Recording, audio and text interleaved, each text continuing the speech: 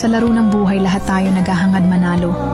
Kaya sa bawat pag-usad ng araw, kasabay ang mga panibagong hamon na darating. Hingin lagi sa taas ang iba yung lakas.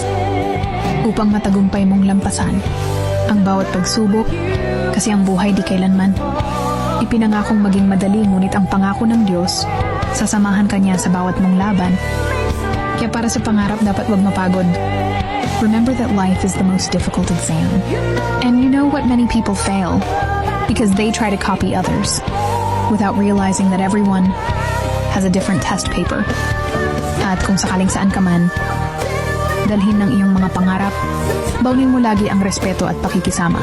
Because in this game called life, winning comes in different forms. So play it well without hating and hurting each other.